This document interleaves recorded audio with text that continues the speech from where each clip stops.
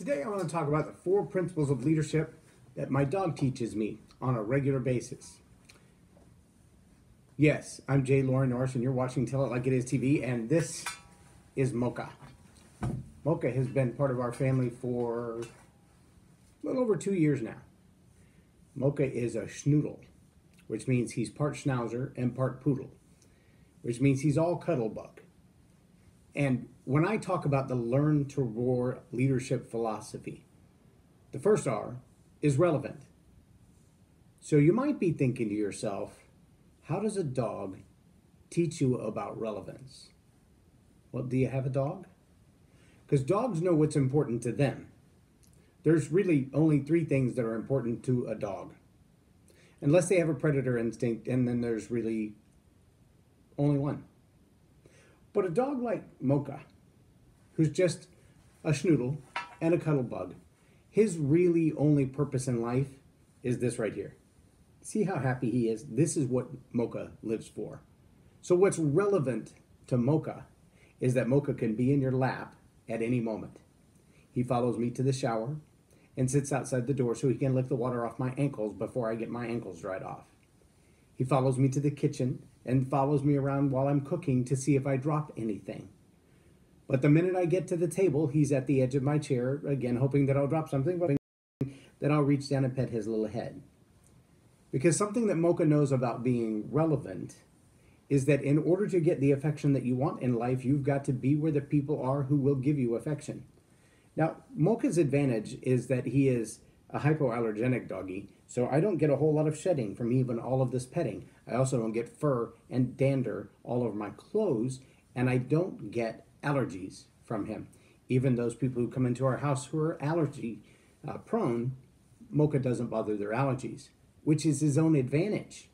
He's able to stay relevant because now everybody who comes to visit us is a potential MOCHA petter, a potential MOCHA lover. He can be in anyone's presence because he doesn't cause allergies and he doesn't leave fur on your clothes very often at all. Now, he needs a haircut right now, so he might leave a little bit of fur on me. But for the most part, MOCHA can be relevant to anybody who comes in the house because all he has to do, all he wants to do, all he lives to do is climb up in somebody's lap and be loved on. And he doesn't care who they are as a stranger. He will jump on their legs until they pet him when they come in the door. Very, very few people who have come to visit us are afraid of MOCHA. Now, he will bark at you if he's in his cage and you don't let him out to play or to pet him.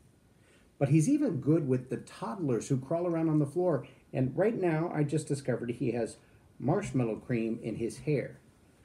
I think that was from the other night when we had a crawling baby here and we had hot chocolate and she was eating marshmallow cream off my spoon and had it all over her face, and now apparently it's on MOCHA too. So MOCHA's going to have to get a bath. Well, what's the next pillar in Learn to Roar? Ownership. MOCHA knows who his owner is, but MOCHA doesn't see it like an ownership relationship. Kind of like when you have an employer. They don't really own you outright. We try not to do that in civil societies, to own one another. But we do have this relationship that says you've got to be responsible for your actions. You've got to own up to what you do. And there are times that MOCHA will wait too long to tell us that he has to go outside, or no one will see him scratching at the back door, and then he will leave us a surprise, usually on the rug in my studio. And when I find it, and I call his name, and I say, "Did you do this, MOCHA?" He'll come running to me because I called his name, and then he'll see what I'm looking at, and he'll immediately go to his cage. And he'll sit in his crate, and he'll hide his little face in his bed. Why? Because he takes ownership of what he's done wrong. He knows that he did it and that discipline is coming. And usually I'll follow him to his cage and lock the door. And we'll leave him in there for a while, not getting the petting that he loves, not getting the affection that he loves, because he's done something wrong. It's amazing to me how many humans, even in traffic, feel like they're entitled to do what's wrong to everyone else, what's illegal, what's against the law, what's unsafe. But because they wanted to do it, not only do they do it against all good sense and good society, but they do it and feel justified in it. They do it and feel like, I don't have to take responsibility for the stupid actions that I just took because I had a right to, because I wanted to. Even my dog has a better sense of responsibility for the stupid decisions that he makes than some people. True that. How about authority? See, there's something that I know that when another dog comes to visit us, and both of my daughters have dogs, and big dogs, and MOCHA is much smaller than their dogs.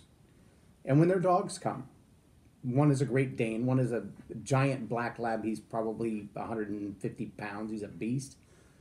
But when they come to visit, MOCHA still lets them know this is his house. He has the authority. He will exercise his right to bark. He will exercise his right to jump in my lap. He will exercise his right to run around the babies and make sure the big dogs stay away from the babies because he feels like he has a sense of responsibility to them. But he has the authority because he's been around.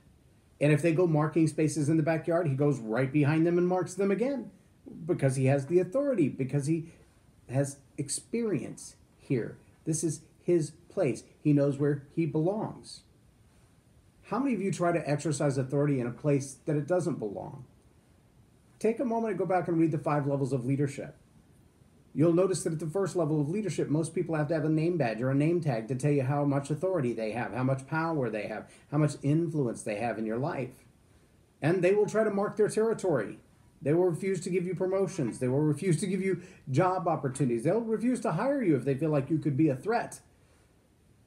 If your experience is superior to theirs, if your knowledge is superior to theirs, they don't want to take a chance that you might overrun their authority, and they'll either ask you to leave or just make sure you never get a chance to be there. It's called insecurity. It's a dangerous thing. But it doesn't enhance authority. Those who are secure in their position, secure in their job, they know that they can give their authority away. When visitors come to visit us and they bring their big dogs, MOCHA will follow them around the backyard when they first get here and make sure that whatever spot they mark, he marks behind them. And then when they come in the house and they're running around and playing with the kids, MOCHA goes to his safe space in his crate, in his bed, and he will lay behind those little bars and watch everyone else play. The door is open. He can leave at any moment. But he knows this is my space, and you guys can do whatever you want to. Looky there. Fair. But MOCHA knows what his space is. Many good leaders know what their space is, and they're willing to let other people develop themselves. They'll give away that authority. They'll give away that opportunity to lead because they're perfectly comfortable in their space. And they know that even if you come and do a stellar job, you're not going to take mine. In fact, I know good CEOs and good leaders who will tell you outright they're part of their job. Their intention is to hire people smarter than them, to do work they can't do, or to hire people who are willing to do work they don't want to do. That's called delegation. It's called giving away some authority to maintain the authority that you have. It's a very important aspect of leadership. MOCHA knows that. Does your leadership team know that? And finally, responsible. You've got to be responsible for how you make people feel like a legacy, like your brand, what people say about you when you leave the room. MOCHA knows that if he chews on the baby when she comes to visit, he's going to be in big trouble. He's going to be in trouble with me. He knows that if she comes and pulls on his hair and he growls or snaps or bites, that daddy's going to have a bad reaction. So even with the little ones that are down on the floor and eye to eye with him, when they crawl up and they want to grab MOCHA by his nose hairs, and he has a lot of them, when they want to grab him by his ears, and they're long and floppy, when they want to grab him by his body hair, and it's easy to get a hold of, he might wince if they pull real hard, but for the most part, he'll sit down right where he's at, and he'll let them be, and let them do what they need to do as they investigate the world of MOCHA. But MOCHA is very confident that when they're done, he can come running to daddy and jump up at daddy's lap. He's perfectly okay with that. He's responsible for his behavior around others. Yesterday, while driving in traffic, I watched a genius come up to an intersection that is a known intersection for construction, and they've got 4 lanes narrowed down to 1. And one of the lanes just splits off to a turn lane, and then all other traffic has to proceed forward through the light, through cones, up a hill, over a bridge. and there's only one lane all the way over the bridge. And it's a pretty congested area. So the line to get through that light is about half a mile long. And this genius comes running up in the turn lane for the full half mile of the line, and 3 cars away from the light, slams on his brakes and inserts the nose of his car into a crack that I wouldn't have tried to put my motorcycle in. No turn signal, no slow down and stop and request for an entrance, just pulls right in there and expects the car waiting behind him to give him the space to pull in. Then, of course, he's on his cell phone when the light changes, so he waits a few beats before he goes, and then he floors it and zooms through the intersection and almost leaves the rest of us trapped behind a yellow light, because while he was so desperately concerned to get himself at the front of the line and get through the light, he was not at all concerned for all the people that he cut off. See, even MOCHA, even my doggy, has better sense than to treat other people like that. So are you responsible for the way you leave others feeling? Are you responsible for the brand, what people say about you when you walk out of the room? Are you responsible for the way you treat others and the impression that you leave upon them? Are you responsible for the opportunities that you leave to them? Or are you only responsible for what makes you happy? No one else is important. No one else is relevant to you. Just what you want. See, even MOCHA, who is happy as a lark right now, laying in my lap, getting his head loved, has enough sense to know if you want to get attention, go where the people are. And if you do something wrong, own up to it, take your lumps, take your discipline, and move on to the next phase. And when someone's in your space, you've got to take authority and let them know that this is your space. But at the same time that you do that, you don't have to so dominate and control them that they have no opportunity left in their own life. It's nice sometimes to just let them play with others nicely while you observe. That's called delegating your authority. And finally, be responsible for how you make other people feel. Don't snap at them, bite at them, and snarl at them because they want to pet you closely, but they haven't been trained to pet yet because they don't even know how to feed themselves. Yes, there are young and immature people out there in business. You'll find them at school, you'll find them at work, you'll find them probably in your own living room. You might even find them in your mirror. But you still have to let them be. And just carry on with life, being a little bit more responsible for how you let others feel when you're done. Well, YouTube, it's not a cat, and it's not chasing a ball of yarn, but it's a live animal. Does this count? Can I get some views and some likes and subscribes? And will people click on the little bell of challenge, the bell of authority, the bell that says, I want notifications? Yes, I want notifications. I want people to like me. Will you like me like MOCHA likes me?